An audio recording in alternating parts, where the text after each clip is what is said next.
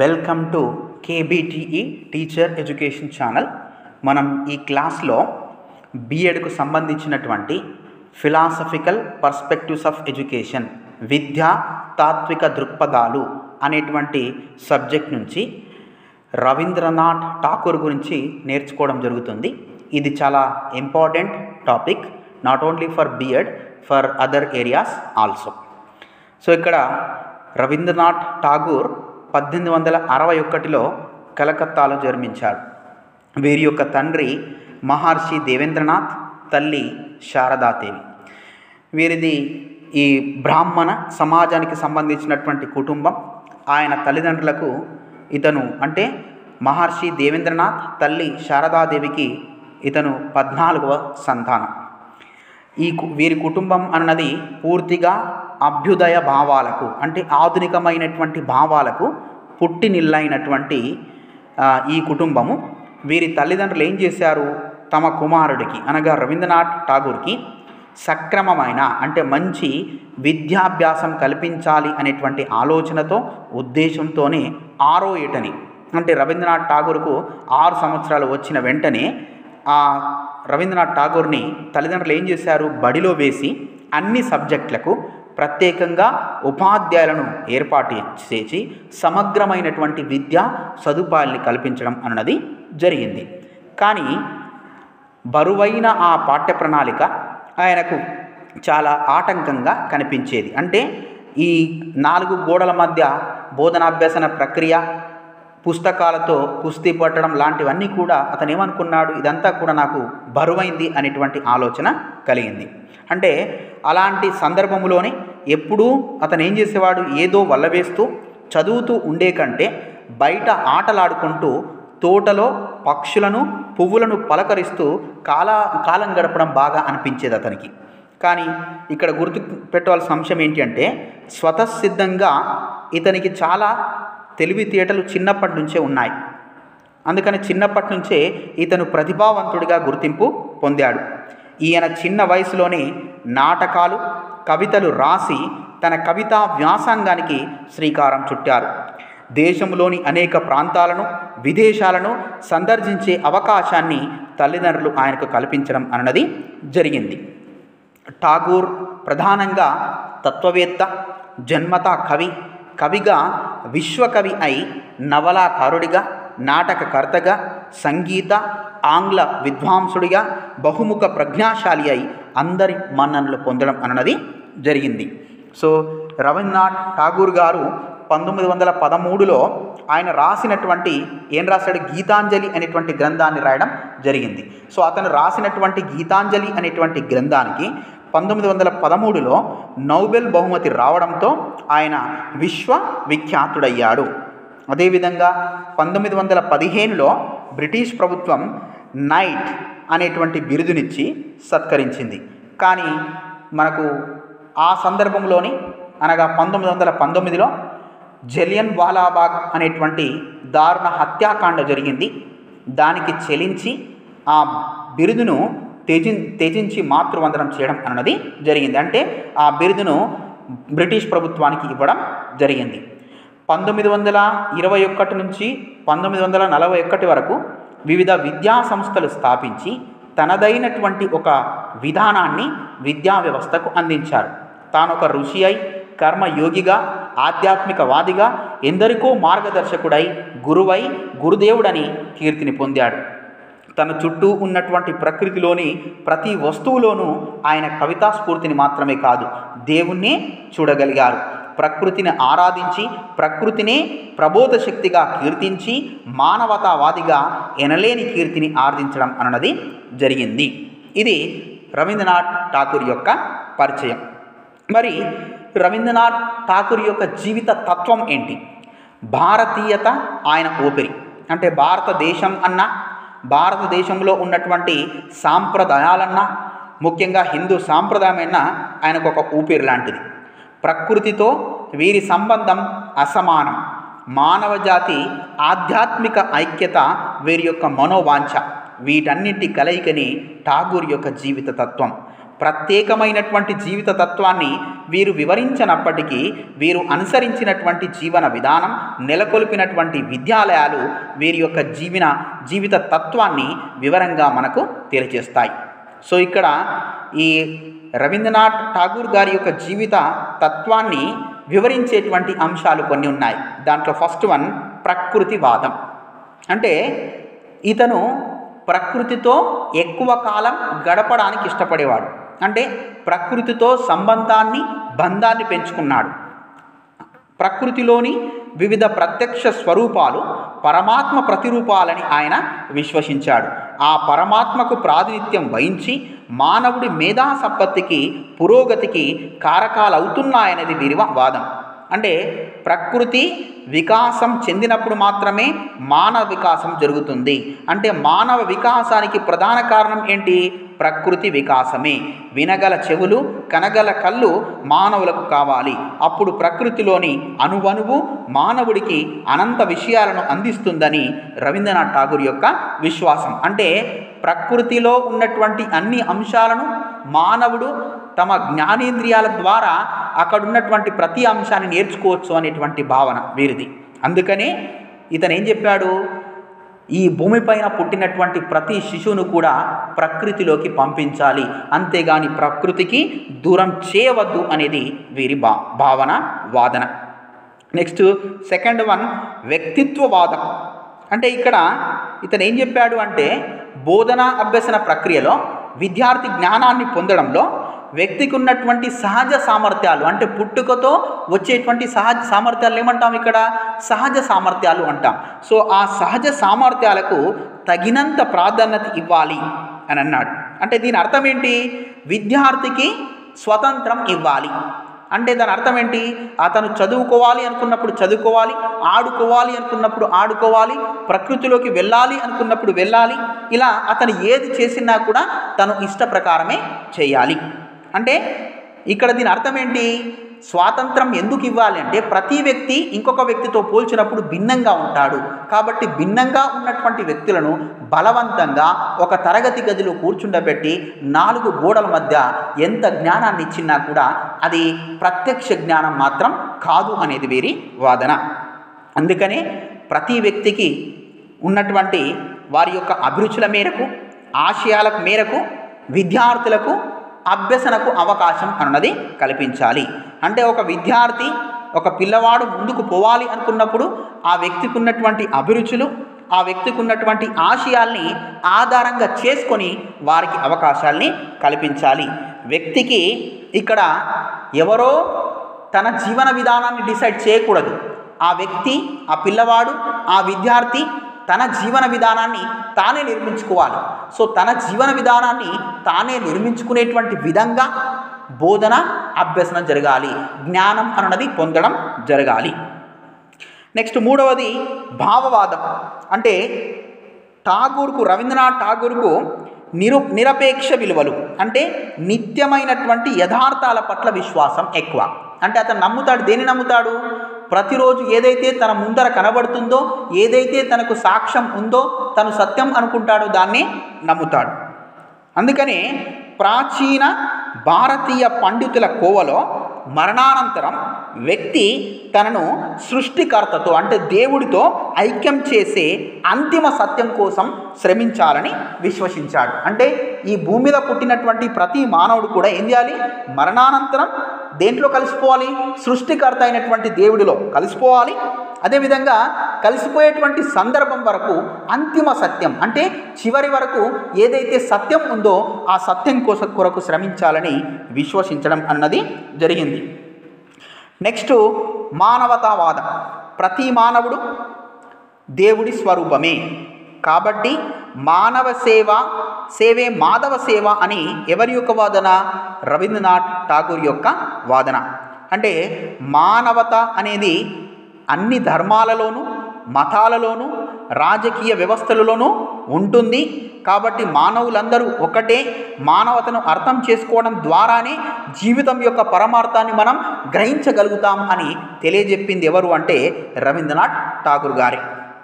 Next అంతర్జాతీయ వాదం. So ఈయన అంతర్జాతీయవాది.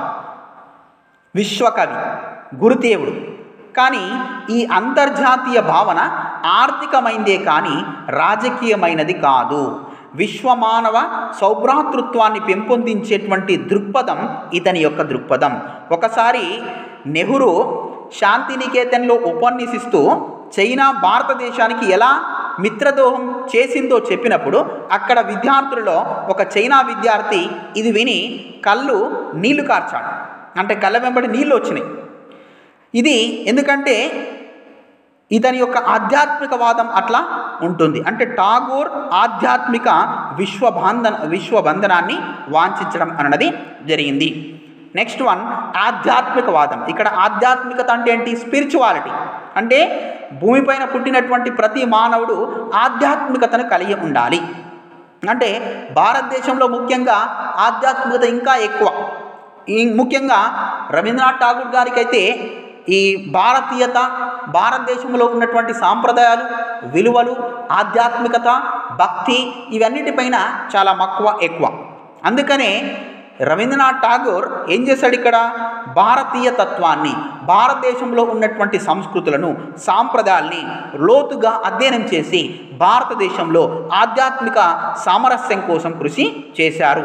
అందుకనే ప్రతి మానవుడు ఆత్మ విముక్తికి తత్వ సిద్ధాంతాలు ఆధారాలు అని ఎవరు నమ్మారు? రవీంద్రనాథ్ ఠాగూర్ నమ్మడం అన్నది జరిగింది. నెక్స్ట్ ఆధ్యాత్మికవాదం. అంటే విద్యాతత్వం. చిన్నతనంలో తనకు అందించినటువంటి విద్యా ప్రణాళికే ఠాగూర్ని విద్యారంగం వైపు దృష్టి సారించేలా చేసింది. సో ఆయనకున్నటువంటి బాల్య అనుభవాల దృష్ట్యా విద్యకు సంబంధించినటువంటి విధానంలో అప్పటికే ఉన్నటువంటి విధానాలపైన అతను ఏం చేశాడు? అసంతృప్తిని ప్రకటించాడు. దానిలో ఉన్నటువంటి లోపాలని తెలియజెప్పడం అన్నది జరిగింది. అంటే విద్యాలయాలు కేవలం 4 గోడల మధ్య విద్యార్థులను బందీలుగా చేసి యాంత్రిక విధానంలో విద్యను నేర్పుతున్నాయని అప్పుడు విమర్శించడం అన్నది జరిగింది. ఎవరు? ఈయన. సో విద్యా విధానం భారతీయులను వారి సంస్కృతికి, నాగరికతకు దూరం చేస్తుంది అని ఆయన విమర్శించడం అన్నది జరిగింది. అంటే ఇతని యొక్క అభిప్రాయం ఏంటి అంటే పాఠశాలలు కేవలం సమాచారాన్ని, విజ్ఞానాన్ని మాత్రమే అందిస్తున్నాయి, కానీ మానవ వికాసానికి, ఆధ్యాత్మిక వికాసానికి కావలసినటువంటి ఏదైతే జ్ఞానం ఉందో ఆ జ్ఞానం అన్నది ప్రత్యక్షంగా ఈ పాఠశాలలు అందించడం లేదు అనేది ఇతని యొక్క అభిప్రాయం. సో కాబట్టి మానవుని యొక్క వికాసానికి చెందినటువంటి అంశాలను అప్పుడున్నటువంటి విద్యా విధానం నిర్లక్ష్యం చేస్తున్నాయి అని ఆవేదన వ్యక్తం చేస్తూ అతను ఏమనుకున్నాడు? విద్యా విధానం అన్నది ఈ విధంగా ఉండాలి అని అనుకున్నాడు. మరి ఏ విధంగా ఉండాలి? 1, ఆత్మ సాక్షాత్కారం. అంటే ఠాగూర్ అంతర్దృష్టి వివేచన ద్వారా సాక్షాత్కారం సాధించారు. అలాంటి సాధన ద్వారా ఆత్మ సాక్షాత్కారం సాధించడం అందరి లక్ష్యం కావాలి.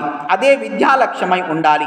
ప్రతి వ్యక్తి పుట్టుకతోనే తనలో దైవత్వాన్ని పొంది ఉంటాడు. ప్రతి వ్యక్తి ఆ దైవాంశాన్ని గ్రహించగలడు అని భావించడం అన్నది జరిగింది. నెక్స్ట్ సమన్వయ వైఖరి. అంటే ఈయన ఆలోచన ప్రకారం జీవితాన్ని అన్నింటితోనూ సమన్వయపరచగలిగేదే అసలైనటువంటి విద్య. అంటే విద్య ద్వారా చుట్టూ ఉన్నటువంటి సమాజంలో ఏవైతే నువ్వు పనులు చేస్తావో ఆ పనులతో సమన్వయం చేసుకోవడంలో విద్య అన్నది కీలక పాత్ర పోషిస్తుంది. వీరి ఆలోచన ప్రకారం, అంటే ఠాగూర్ గారి ఆలోచన ప్రకారం సమన్వయం అనేది 3 సందర్భాలలో జరగాలి. 1 ప్రకృతితో సమన్వయం, 2 పరిసరాలతో సమన్వయం, 3 అంతర్జాతీయ సమన్వయం. ఫర్ ఎగ్జాంపుల్ ప్రకృతితో సమన్వయం అంటే నువ్వు ఏ పని చేసినా కూడా ప్రకృతికి అనుకూలంగా చేయాలి, ప్రకృతికి వ్యతిరేకంగా చేయకూడదు. ఎప్పుడైతే నువ్వు ప్రకృతికి వ్యతిరేకంగా పనిచేస్తావో, ప్రకృతితో సమన్వయం నీకు లేదు, ఖచ్చితంగా ప్రకృతి నీ యొక్క నాశనాన్ని కోరుకుంటుంది. అదేవిధంగా చుట్టూ ఉన్నటువంటి పరిసరాలు, ఆ పరిసరాల్లో ఉన్నటువంటి వ్యక్తులు, జీవులతో కూడా సమన్వయం పొందాలి. అదేవిధంగా దేశీయ స్థాయిలో కాక అంతర్జాతీయ స్థాయిలో ఉన్నటువంటి వ్యక్తులతో కూడా సమన్వయం పొందాలి. విద్యాతత్వం ప్రధానంగా 4 అంశాలతో కలగలిసి ఉంటుంది. ఎవరి ప్రకారం? రవీంద్రనాథ్ ఠాగూర్ ప్రకారం. ప్రకృతివాదం, మానవతావాదం, భావవాదం, ఆధ్యాత్మికవాదం, వీటన్నిటి ఆధారంగా విద్య ప్రధాన భూమికలు జీవితానికి సంబంధించి ఉండాలి. అంటే ఏ విద్యనైతే మనం విద్యార్థులకు అందిస్తున్నామో ఆ విద్యార్థిని అందించేటప్పుడు ఈ 4 అంశాలు ఏవైతే ఉన్నాయో ప్రకృతివాదం, మానవవాదం, భావవాదం, ఆధ్యాత్మికవాదం, ఈ 4 అంశాన్ని ఖచ్చితంగా దృష్టిలో పెట్టుకోవాలి. నెక్స్ట్ స్వేచ్ఛ. విద్యాతత్వంలో మూడవది ఏంటి? స్వేచ్ఛ. ఠాగూర్ విద్యాతత్వం స్వేచ్ఛకు ఎంతో ప్రాముఖ్యతనిచ్చింది. మానసిక స్వేచ్ఛ, భావ సంబంధం ఉన్నటువంటి స్వేచ్ఛ, సామాజిక పరమైనటువంటి స్వేచ్ఛ ఉండడమే విద్యా వ్యాసంగంలో తొలిమెట్టు అయి ఉండాలని అన్నాడు. అంటే విద్యా వ్యాసంగంలో విద్యార్థులకు స్వేచ్ఛ ఇచ్చినప్పుడు మాత్రమే విద్యార్థులు ప్రకృతిలో ఉన్నటువంటి విషయాల్ని నేర్చుకోవడం అన్నది జరుగుతుంది. శిశువుకు పూర్తి స్వేచ్ఛను ఇచ్చినప్పుడే అతడిలోని మానసిక శక్తుల వికాసానికి అవకాశం లభిస్తుంది. వీరిని 4 గోడల మధ్య బంధించి వీరి మనస్సుకు అంగీకారం లేనటువంటి, మనసుకు ఇష్టం లేనటువంటి అంశాల్ని పదే పదే బట్టి వేయమని పిల్లలకు చెప్పినట్లయితే వారిని బాధించడం తప్ప బోధించడం కాదు అనేది వీరి యొక్క భావన. అంటే పిల్లలను స్వేచ్ఛగా ఆడనివ్వాలి, పాడనివ్వాలి, ఆలోచించనివ్వాలి. అప్పుడే విద్యార్థి జ్ఞానాన్ని సంపూర్ణంగా పొందగలుగుతాడు అనేది రవీంద్రనాథ్ ఠాగూర్ యొక్క అభిప్రాయం. నెక్స్ట్ సృజనాత్మక వ్యక్తీకరణ. కేవలం మేధా సంపత్తికి, అభివృద్ధికి తోడ్పడేదే విద్యా వ్యాసంగం కాదనేది వీరి అభిమతం. మాటల ద్వారానే తాను వ్యక్తీకరించుకోలేడు మానవుడు. శిశువు ఏం చేస్తాడు? కొన్ని కృత్యాల ద్వారా వాటిలో తాను మమేకం అయి తన మేధస్సును తనకున్నటువంటి ఇంద్రియ జ్ఞానాలతో, అంటే జ్ఞానేంద్రియాలతో మేళవించి తనలోని మానసిక, శారీరక శక్తియుక్తులను వెలికి తీయగలుగుతాడు.